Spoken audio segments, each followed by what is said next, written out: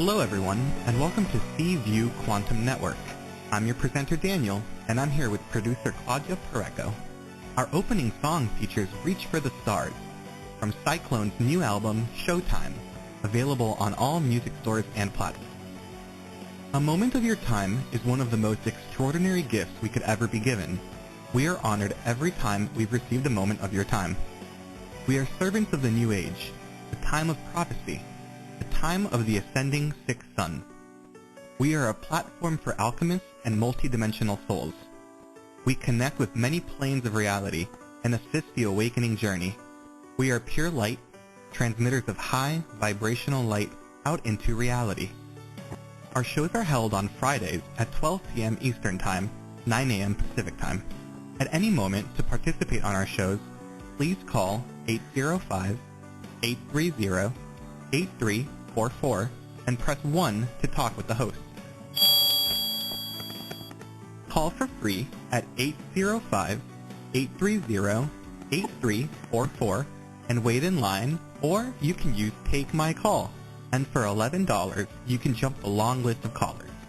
Do so at www.paypal.me/PURECO/11 and then please PM or email Claudia Pareco at cview1111@gmail.com and include the phone number you'll be using to call the show.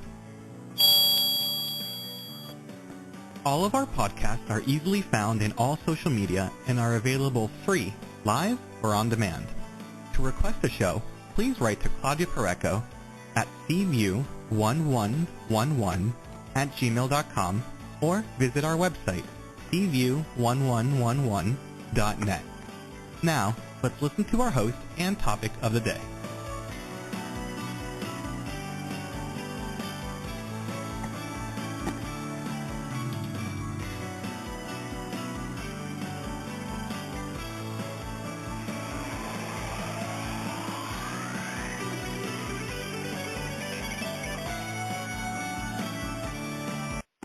Thank you, Danny, and welcome everybody to C-View 2023.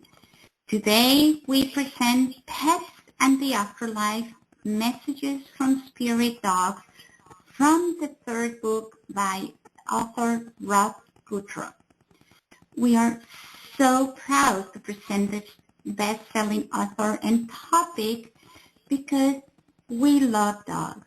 I have dogs all my life. I have had most any pet that I can imagine, but to me, dogs are dear to my heart.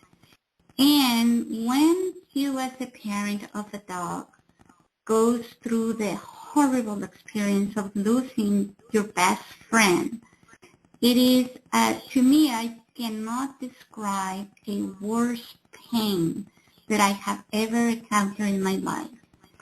And even though I believe in the afterlife, I believe in reincarnation, I believe in many things, nothing prepared me to coming to that empty house every day and not having her greet me the way she would. So I never thought pain could be felt that way. Even losing my dear mom did not feel that way, and that really surprised me. So when I heard about this amazing pet communicator, psychic, Gutro, and he asked to be part of the show, I was beyond myself because I know this information is not only pertinent and accurate, but it's something that many people are looking for. We are all looking to communicate, to receive message, to understand, and to heal. So let's bring author Gutro, who is not only the author of these three books about pets and the afterlife. He just finished his next book. He's going to tell us a little bit about this. But he's also a paranormal investigator, a medium, with Inspire Ghost Tracking of Maryland. He's become known as pet medium, although he communicates with pets and people who have passed since he was a child. And he wrote this book and all of the others with some desires and hopes. And we're going to begin with that. We want to welcome Rob Gutro to the show. And also, we want to let people know that he does take clients. He has a waiting list all the way to summer, July, I believe that's what he said.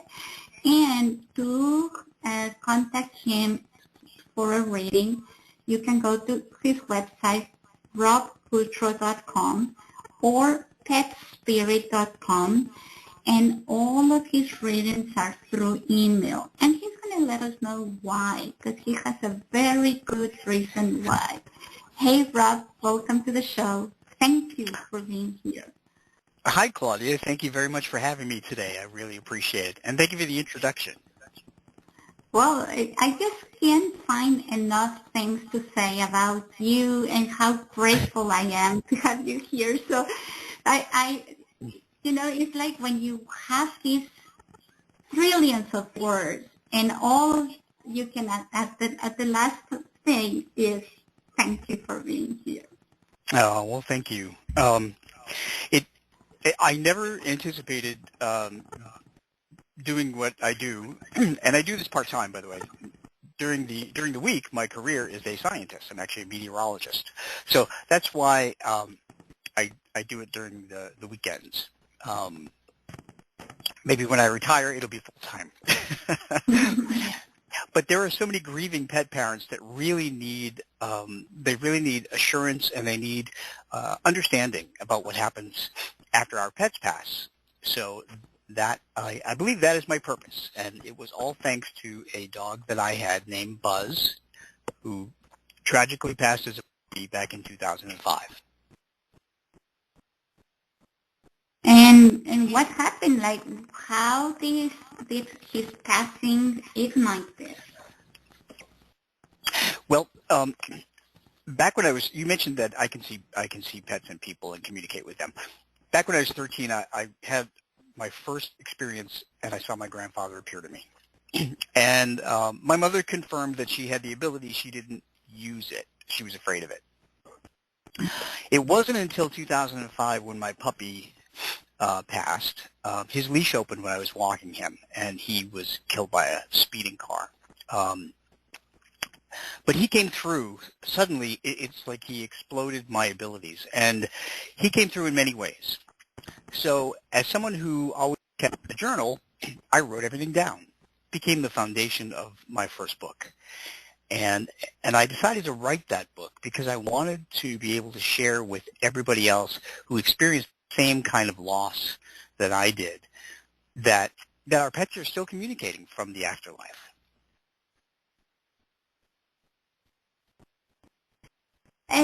But Rob, why is it that doesn't happen with every pet that you have and to all people around the world? Well, that's a great question. There are a couple of reasons why that people may not get signs from their loved ones, either pet or people, after they pass. One is that grief blocks any messages from spirit. Grief is a very, very powerful emotion, and emotions are energy. So that can block the energy and signs from pets and people. The other thing, too, is that we have to be open-minded. We also have to understand that when it comes to spirits, there's really no such thing as a coincidence. We need to learn the ways that they communicate. And so that's why I wrote Pets in the Afterlife 1, 2, and 3, and they're all filled with stories and experiences that I have had through readings that I've given, or people who have written to me or talked to me about their own experiences. They're in those books, so they tell you all the different ways that pets communicate. And we can talk about all the different ways so that we can help your listeners understand what to look for. Yes, please. Okay, so first I'll explain a few things that Buzz communicated with me. Buzz he was only 7 months old when he passed away. And when I was actually given Buzz, my Weimaraner, as a birthday present. And it's hard to be surprised by a dog, just like it would be by a human child, because to me they're very similar, except one has fur and a tail. They need constant care. So Buzz and I really developed a very close relationship because he came to me and he developed pneumonia when he was given to me. So I spent the first 2 weeks with him every single day, every minute, taking care of him and nursing him back to health. So when he passed, he wanted to make sure that I was okay and that I knew he was still there. So over time, he wound up making a visible appearance. I actually visibly saw him, and I followed him into another room, and then he disappeared. So I knew it was him. He moved things. At the time of Buzz's passing, I had a roommate, and I remember my roommate waiting in the car for my roommate to come out of the house, and he ran out of the house screaming that he saw a sneaker move from one side of the hallway to the other side. Buzz had an affinity for destroying shoes and sneakers, so he did that. Sometimes people may hear a jingle of a collar or a bark, always sounding like it's coming from another room. Sometimes you may hear nails on the floor. You may feel them as a cold spot. Explain why that is scientifically. You may be led to another dog or cat that looks like them. And I'm using dogs or cats, by the way, Claudia, because they're the most common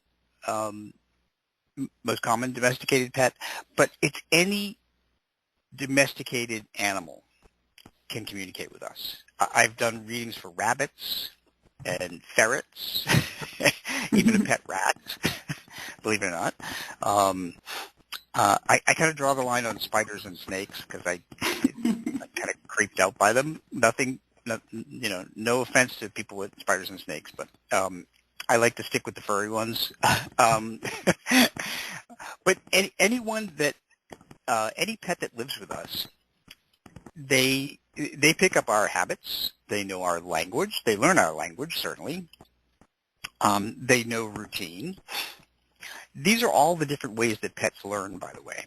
And Dr. Stanley Coren is somebody that I cite in my books who wrote The Intelligence of Dogs and How Dogs Think. And in his book, he explained that dogs and cats have all different levels of learning, just like humans do. They have instinctual learning. They have social learning. They know routine. We often say our dogs can tell the time without even knowing how to read the clock. Just be late for feeding them, right? So we also treat them like children. We take them to school. We teach them obedience. We teach them how to go to the bathroom outside. We teach them words, commands. They know their name. We teach them how to play well with others. We take them to the doctor when they're sick. So we really do the same things that we do with pets, that we do with human children. And Claudia, I always like to say that the only difference between pets and human children is that pets will never grow up, move out, and marry someone you don't like. Yeah, thank God. Yeah. So I'm just kidding. So pets learn all the different ways, and because they learn all of those things, they have the ability to communicate with us, and they can focus on different things in our environment. So I have many different examples of how that has happened. So I'm going to leave it there and go back to you. Yeah, and I was reading some of the chapters in your book, and I can see how many of those examples uh, help you a lot and with understanding the signs that they might be giving to us, like our pets. So thank you for writing that book. But remember, Rob, we were talking before about when you prepare to give a reading, which is usually or almost always by email, and you are preparing your space. You're gonna get into your zone, I assume, to get in contact with your pets. And you were telling me how when you connect with spirit, and the reason why you are not doing live readings during the show is it's like going into a stadium and then connecting, and then you have a stadium full of little children, like you just described them as, and they all want a reading. They all want to come through you to communicate. So in this way, you can just make sure that you connect with one dog. But so the question was, when you do, let's say you're in that stadium and you want to communicate with my dog. My dog was a very shy dog. She was not very vocal, and not, would she come and the other ones patiently stay while you talk to her? So yes, she would come. If and thank you for bringing that up about the way that I do readings. For me, it's really important to, when I do readings, I ask people for a couple of things. I need the pet's name. I also need to tell me whether or not the pet is a male or female, because if somebody sends me a pet's name of Peanuts, I wouldn't be able to tell, you know. So I also need a picture. And Reiki masters also do this too, is that we use pictures. We connect to the picture because there's an energy there. The other thing I always ask for is the name of the person, and if there are any other people in the house that want to be addressed in the reading, because people don't want to be left out. So, for instance, if a mother of a family writes me to connect with their dog or cat, they need to tell me if there's any children, because the children often want to hear from their dog or cat too, because they miss them as well. If I don't ask the dog or cat usually typically doesn't respond and say, oh, by the way, here's a message for little Billy or something. It's just like having a conversation with people and kind of interviewing them. And that's what it's like with spirit, is that I have to ask them some questions. So I always ask the pet any questions that someone has for them, like, what kind of signs will you give me? Do my other pets that are living, can they see you? How will I know? Just general things like that. And when I do readings, by the way, they're not 1 or 2 sentences. These readings are like a page or a page and a half, because our pets are so excited that they want to share a lot of things. The other thing too, Claudia, is that people have sometimes asked me, what's my pet's favorite thing? Well, that's really not an accurate question, because I don't know about you, but my favorite things have changed over time. You know, I used to love ice cream, and then I became intolerant to it. So I don't love it anymore. As a matter of fact, I don't even want to see it. So our pets, their preferences change over time. They will just talk about things that they loved, and so it's kind of all those things come out in the reading usually. So they keep their personalities when they pass? Yes, they do keep their personalities when they pass. So for anybody who has multiple pets on the other side, what happens is, if I call your pet by name, they will usually come through to me. there's only been 2 instances where I've tried to connect to a pet and they were too shy and they didn't want to connect, so I had to keep going back a couple of times before that happened. But the ones with the more social personality, they will usually come through more than the ones that are more shy. And I can explain that this way. My mom and dad have both passed. My dad passed in 2008. Mom passed in 2013. When my dad passed in 2008, he came through to me pretty often. When my mom passed in 2013, I only hear from my mother from now on. That's because in life, my dad was a quiet guy, and he always let my mother do all the talking. So in spirit, it's the same way.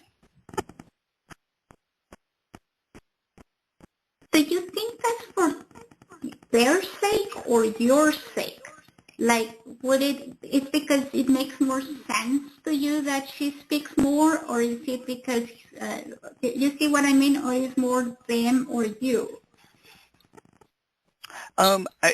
It's just it's their personality. So it's my mother's personality. My mother was Italian, and she's very strong-willed. So she liked to talk. And my dad was a quiet kind of Irish guy. So he liked staying in the back. So whenever they needed to communicate with anybody, my father would just stand there and let my mother do all the talking. And that's what your pets do. It depends on the pet, of course.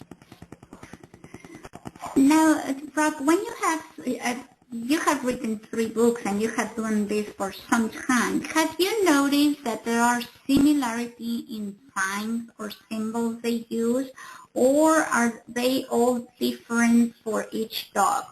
Like for example, sometimes when you have people that communicate with spirit people, they tend to say that, well, when you have the smell of rose, that is the Virgin Mary coming to you, or like generalizations in some signs. Do we find the same with pets? Are there certain signs that they associate with certain messages and that you get a lot? There are some common signs. So some of the common signs that pets will convey include the use of coins. Humans in spirit use coins, and when pets use coins, they get help from a human spirit. And whenever you find a coin, pick it up and look at the year on the coin, because that can be a clue as to who is sending you a message. Our friend Ed in spirit that I wrote about in my book, Kindred Spirits, he loved coins. He loved to collect coins for his coffee. And whenever he's around, we always find pennies dated 1996. That was the year he passed. So take note of the year. Other things, one of the common things they do is they lead us to another pet that looks like them. And that could be either a picture, or you may see the pet in person. Suddenly you may find an image that comes up on the internet that looks like them. And what that means is they made you go to the internet on that particular web page at that particular moment in time to see that image that looks like them, so you'll know they're with you.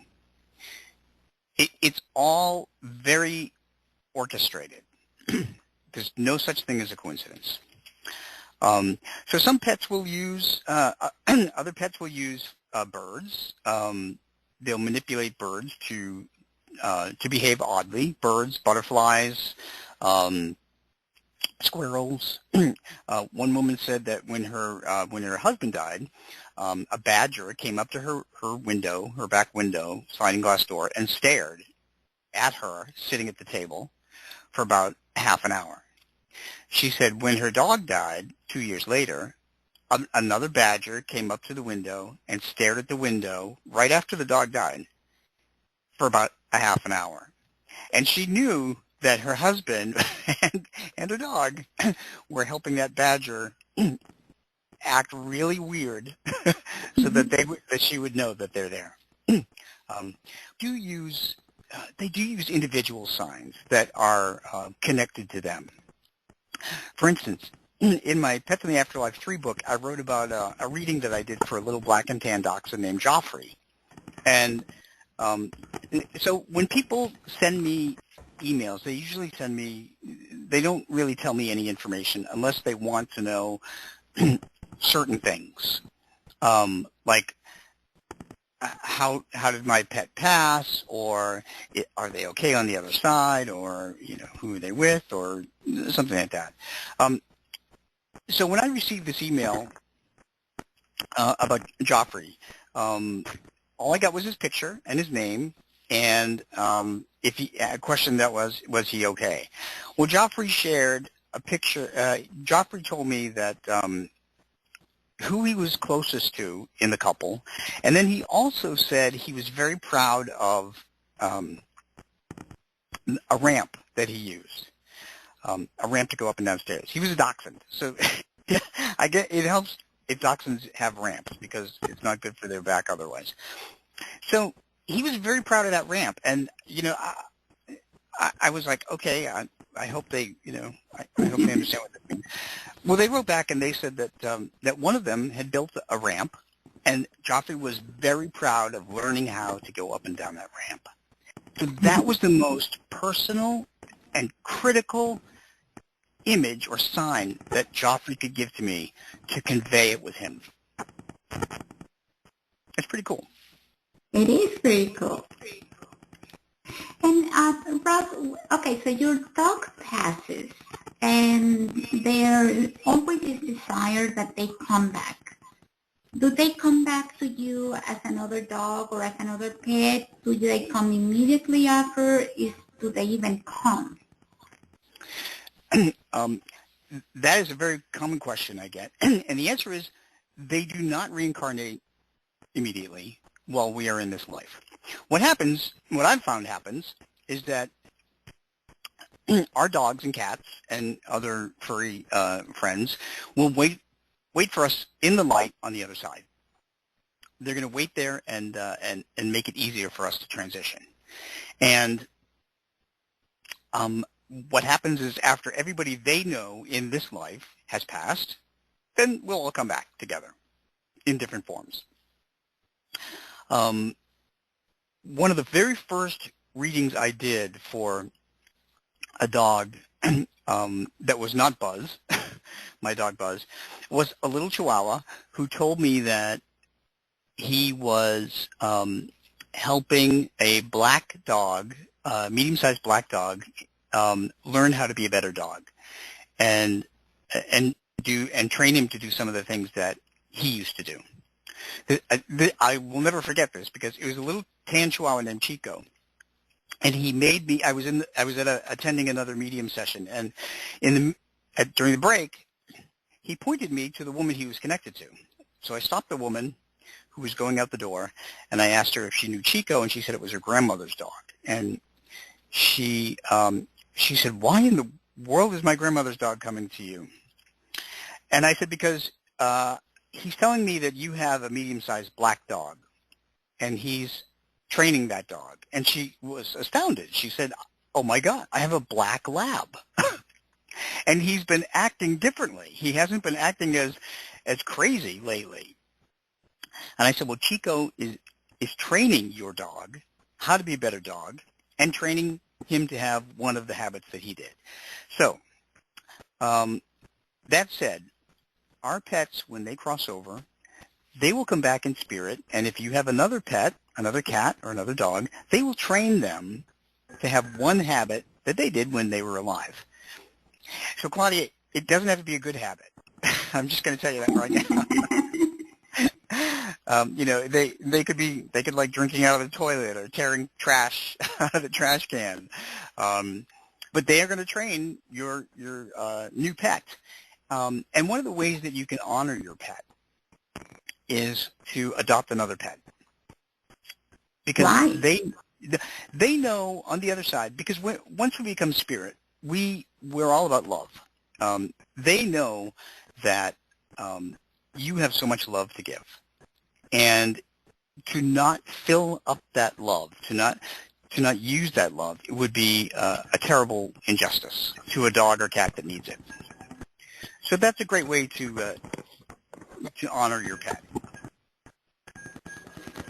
Well, personally, when we finally bought a dog after she passed, Mm-hmm. I see it like the dog that we got now, she helped me heal my heart. Like it's more me that was benefited than her. In my opinion, it's like, yeah, I love her and I treat her like my baby, but she healed me in a way that I didn't know I could heal that much with a new dog.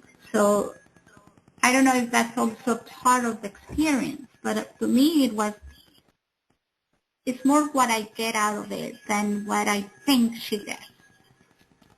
Yeah, that's true. And it's having adopting another pet can be very healing. So one of the things that I focused on in Pets in the Afterlife 3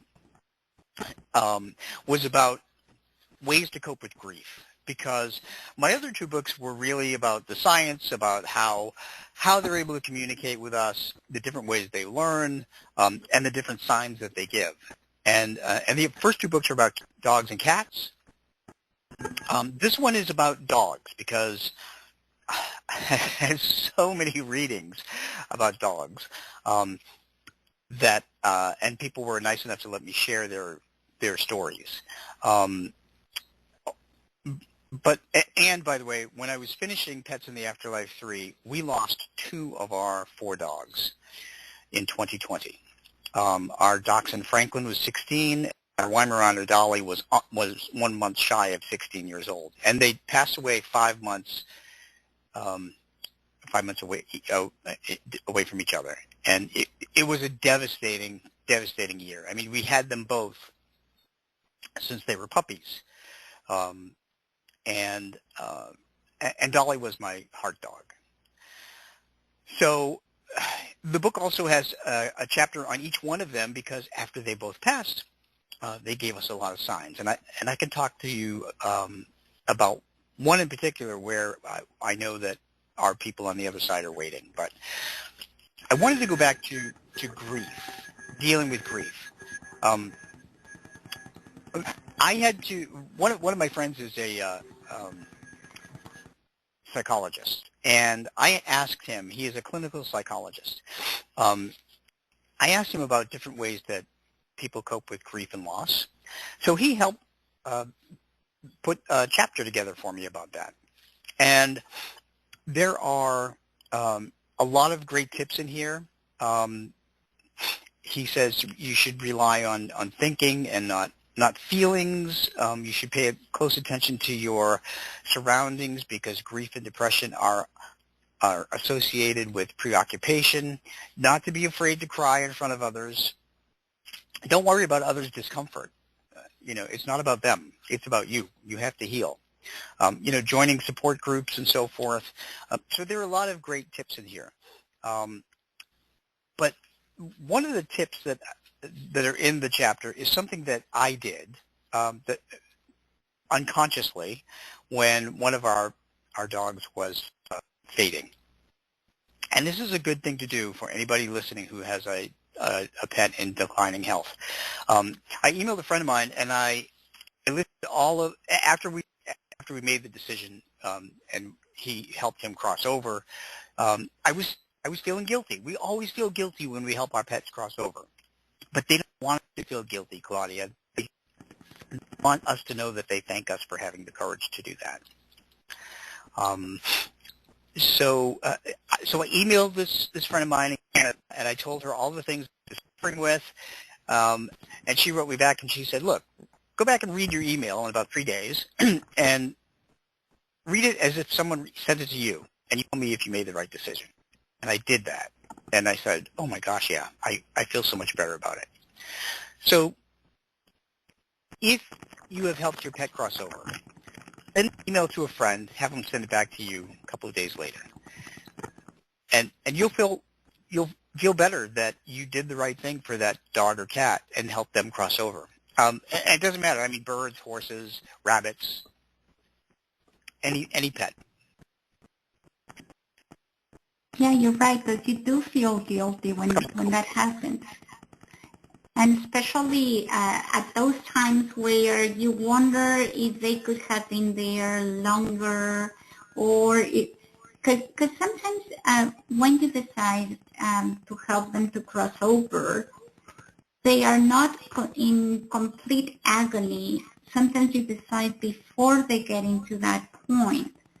So when you do, you're like, oh, should I let my dog suffer more? or and I'm hearing myself, and I get my own answers like no, but but you think about that moment a lot. Yeah, we absolutely do. And, the first thing I would say is rely on the advice of your veterinarian, because they know better than anybody, about the physical being of your pet. And then watch your pet for obvious signs. If they're not eating, of course, if they're no longer engaged, if they don't want to be near you, those are signs, direct signs from your pet that they are tired and they want to pass. Our dog Franklin, in the last week, he was here. He was 16 and a half. He would always stay with us whenever we went in the den to watch television. So at the end of his life, he had a spinal issue, and he was 16 and a half. He couldn't have surgery. So I would carry him because he thought he had trouble walking. So I carried him into the den. He found the strength to get up and walk back into the kitchen because he didn't want to be around us. And that was his big sign that he was ready to go. Wow. Yeah, it takes a lot. But so pay attention to your pets. So I'll tell you a couple of quirky signs that people have shared with me. One woman said that her dog had passed away, and I think it was a dog named Kenshi. And when she went to after her dog passed, I think it was the next day or the day after, she went to get a blouse from her dresser, and she pulled it out, and it looked like there was a paw print on it.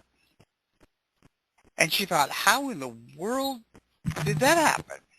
It was clean when I took it out of the washing machine a couple of days ago. Somebody else had told me that after they had a cat, and after their cat passed, they saw little cat paw imprints on their bath mat, and there was no other animal in the house. One of the things our pets also like to do, especially cats, is to jump on the bed at night when we're sleeping. And they like to curl up against us. If you have a dog and you put your dog up there, if your dog is little, your dog may do that in spirit. If your dog is big, they may do it by themselves. And usually we feel it as like a pressure against the back of our legs or wherever the dog used to like to sit, or cat like to sit. I can't tell you how many thousands of people have told me that they have felt their pets on their beds at night. And it's just one of the ways that they convey that they're there.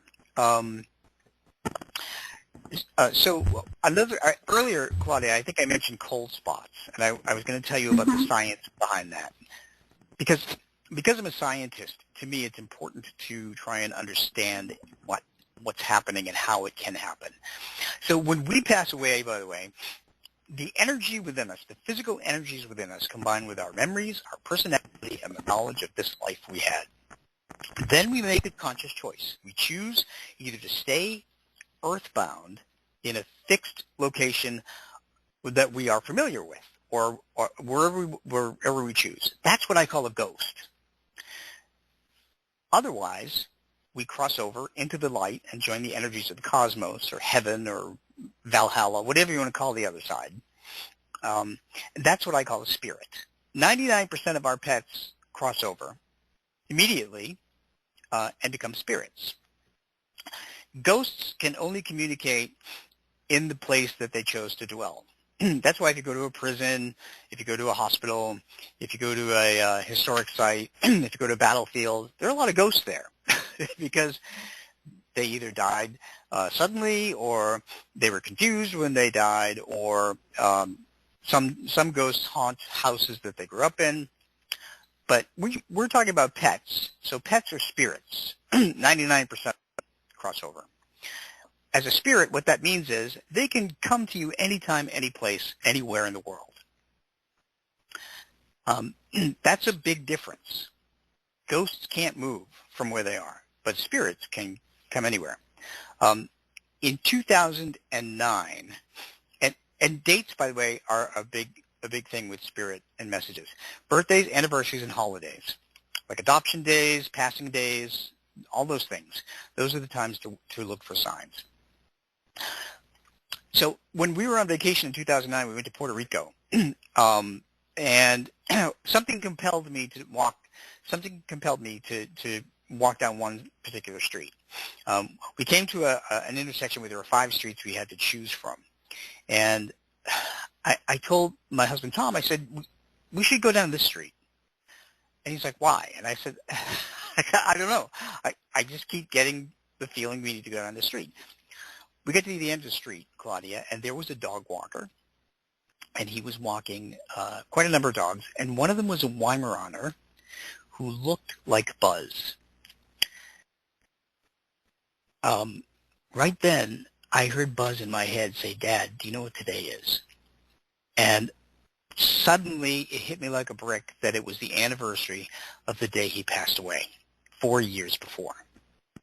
Wow. So he led me to find a dog that looked like him on the anniversary of his passing to let me know he's still around. It's pretty cool. Wow. And does it happen, Rob, that at the beginning, when they just pass, they show more, and with time they tend to show less? And is there a reason for that? It's just because your grief is not as bad, or what do you think? That's another question I get asked a lot, and the answer is because when they pass, we are definitely needing to hear from them more. Our grief is really extreme, and we really want to know if they're okay on the other side, maybe who they're with, or can they communicate with us. So that's why right after a pet passes, they really try very hard in the first 3 to 6 months, per se, to try and get through to us. Once we acknowledge that they are okay, they don't have to call us, or if you will, or try to communicate with us as often, because we know they're okay. You know, it's just like a relative in another state. You call them birthdays, anniversaries, and holidays, right? But you don't call them every day. I mean, I guess I was kind of the exception. I used to call my mother every day, and she used to say, "What in the world did you call me for? You just talked to me yesterday." but for the most part, we only, we call people intermittently. We don't, and that's the way it is with spirit. Once they know that we're okay, and we have accepted their passing, and they're okay in spirit, they're not going to try and get through to us every day. So now let's talk a little bit about that new book that you just finished. Is that in the same, like Afterlife, Pets and the Afterlife, or what's the topic on the new? Oh, well, thanks for asking about it. So I have written, this is my 9th book that's coming out. It's called Ghosts of the Birdcage Theater on a Medium's Vacation. This is my 2nd in that series, the series on a medium's vacation. Because when you're a medium, wherever you go, or pets who passed want to talk to you, because they can sense your abilities. So mediums never get a vacation, really. But it does make vacations much more interesting, though. So this new book is called The Ghosts of the Birdcage Theater. And that Birdcage Theater is a historic place located in Tombstone, Arizona, and it was built in 1879, 1881, something like that. So the Birdcage Theater, you may not think you know it, but if you've ever seen the movie Tombstone about the Wyatt Earp story, the Birdcage Theater was highlighted in it. Wyatt Earp was in Tombstone, and he was actually one of the guests that went there. When I went there on vacation in 2019, I took a ghost tour, and I actually ran into 11 different ghosts, and every one of them were confirmed. We got pictures of 2 of them, and I sketched out other ones. So it's a pretty cool experience. So the book's going to publish at the probably by the end of February. But I did another one about the Ghost of England on a medium's vacation. So if people like history, if they like British history, like the Tudor period, castles, I met many, many dead people that wanted to talk to me. And I met the only ghost dog that I ever encountered. He was in a museum. Oh, wow. Yeah, he was in a museum, formerly a house. Why would a dog become a ghost? Because usually when your energy is connected to a place, but I would think all pets are wiser than that. So did you find a specific reason why this dog chose to stay there? Yeah, I did actually. That's a great question. Normally, pets will cross over because, as you know, pets can sense a good person. They can sense love. They can sense kindness. So when they see the light, that's what they feel. They feel love and kindness and peace, and that's why they all go to it. Plus, our relatives are on the other side, calling them over. In this particular instance, this little dog. This dog's name was Fanny, and she belonged to Mr. and Mrs. John Soane of England. He was a British architect. He was very, very devoted to his mom. So when he passed, when the little dog passed, she decided that she would not cross over. She had to be with her mother. So she stayed. That doesn't happen. 99% of the time that doesn't happen. So what happened was, after the mother passed, the dog was left behind. Oh no. So yeah. Sad. It is somewhat sad, but when we went in there, the first thing, I opened the door to the museum. It's now a museum. It used to be a house. I saw this little dog running around, and I thought, is that a real dog? Sometimes you don't know when you're a medium. And my husband said, no, there's no dog here. And I'm like, oh, okay. So I wound up talking to people and that worked there, and they said, yes, there is a little ghost dog running around. That's Mrs. Soane's dog. And then we found a big portrait of Mrs. Soane with her dog Fanny. So the little dog still runs around and has fun in the museum greeting new people every day. So it's not as sad as it could be, but yeah. And do you do with pets, ghost pets, the same kind of ceremony to free them and to free them and go to the light, or not? It's very similar. So in order to cross a ghost over, to get a ghost to cross over into the light and become a spirit, it requires a number of living people to combine their emotional energies.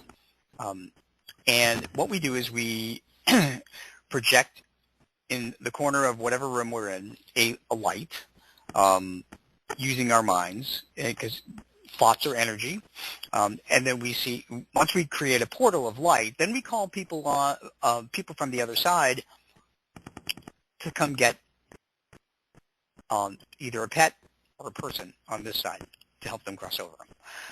I did cross one dog over in an investigation, and the way I did it was I opened a portal of light, called people related to the dog on the other side, humans, and then I actually took, I think it was a begging strip, an actual dog treat, and I threw it to the direction of the light, and we all of us in the room sensed the dog had crossed over.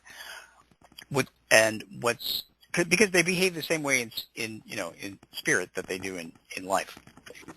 What's interesting, Claudia, is that usually whenever we cross somebody over, we get a warm rush of air. I can't explain that, but that's how we know it worked. So it is cold while they're wandering around, and then when they go to the light, it becomes warm? So they're not cold all the time. The only time they're cold is when the only time they appear cold is when they're trying to get energy enough to communicate. So because ghosts and spirits are energy, they use heat, light, water, and electricity. Ghosts use negative emotional energy of fear, anxiety, depression, and anger. Those are all the things that fuel a ghost, earthbound. Spirits rely on faith, hope, and love, heat, light, water, and electricity. So spirits rely on positive emotional energy. Ghosts rely on negative emotional energy.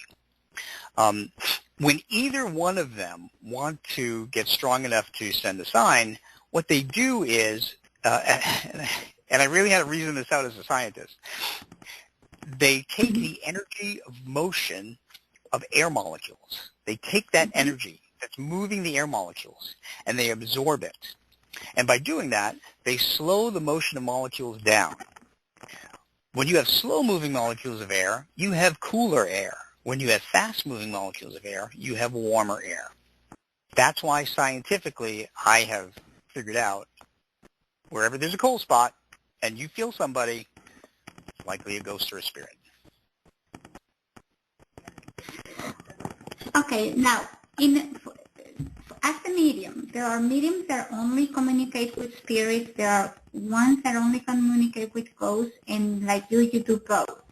Have you noticed in yourself that you manage both kind of energies to be able to communicate with ghosts, negative energies, and with spirits, positive, negative energies, sorry? So do you have to have those kind of energies yourself to be able to communicate with that kind of entity? No. You can, as long as you're open to it. I will say, though, that the spirits always make you feel good when you're communicating with a spirit. Ghosts, not so much, because ghosts use negative emotional energy. They also emit it. So if you have a ghost in your house, they are emitting energy that will make you more irritable, more angry, more short-tempered, more depressed. That's why it's not good to have a ghost in your house. You have to have them crossed over for their sake and for your sake.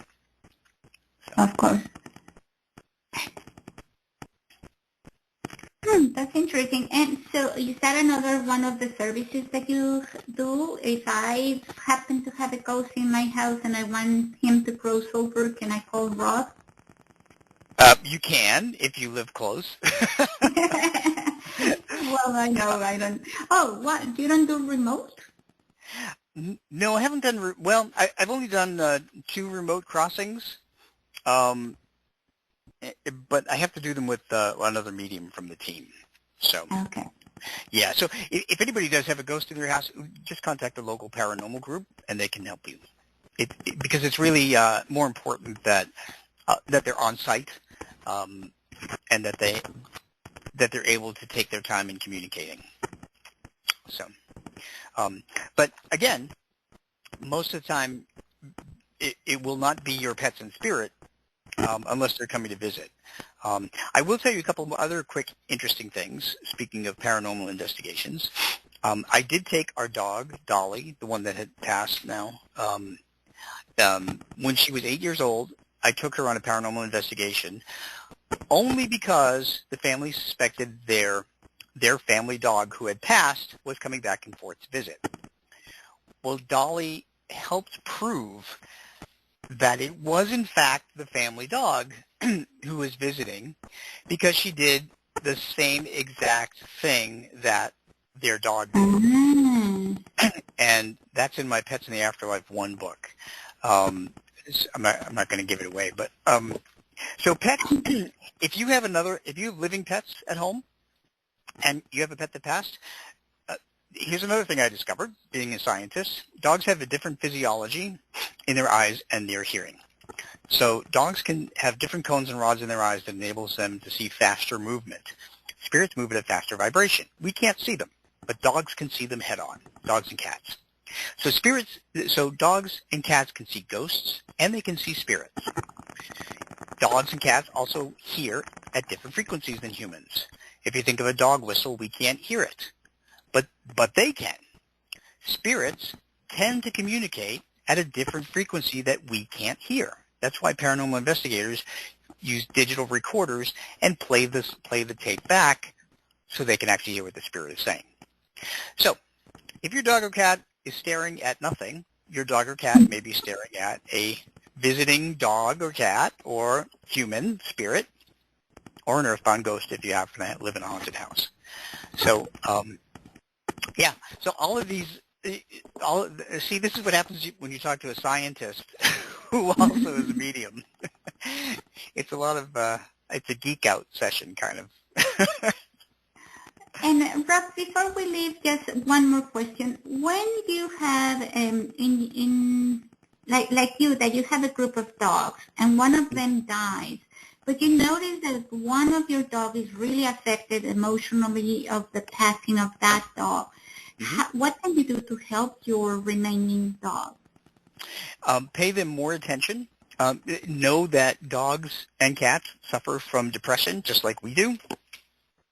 When our dog Dolly passed in October 2020, we have a little dachshund who's 10 years old who was bonded to her. They slept together, played together, ate together. They did everything together. When she passed, I put him in bed with us. And I let him sleep with us for the first couple of weeks. And then I would lay on the floor with him for a couple of weeks after that and wait till he fell asleep. And then I got up and went to bed. They suffered from depression the same way that we do.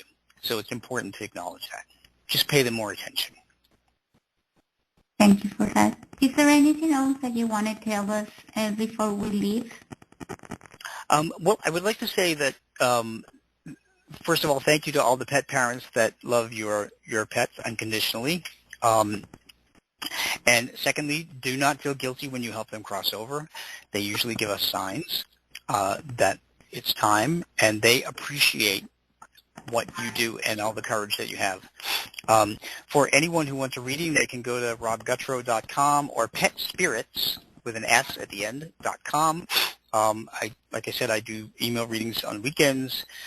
I have a minimal charge for it, but that's because each reading takes about a half an hour. So it's a long time. Our pets like to chat. And all my books are on Amazon. They're all under $10 because I'm self-published. I want people to read and get comfort knowing how their pets are communicating with them. That's the reason Buzz has made me do what I do. And I want to help everybody find that comfort that I was able to find, and that was Buzz's quest. That was his mission, and he certainly has helped me with it. So thank you. No, thank you, and thanks Buzz for that. And Rob, would you come back another time and maybe talk about your books in the traveling medium books? I would be more than happy to do that. Thank you. Yeah, there's some really fascinating stuff. There's some really cool dead people that I met. Stories. I would love that. Yeah, that's so interesting. Thank you for being here. We have lots of people that are listening to today's show, so please go to Rob Gutro, GUTRO.com, or petspirits with an S at the end.com, or follow you on Facebook, you are on Amazon, you are on Twitter, all of them. So there's lots of ways to contact Rob. Thank you, everybody, for being here. Thank you, Rob, again, and have a wonderful weekend. And the 14th of February, I hope you have a good Valentine's Day. Goodbye.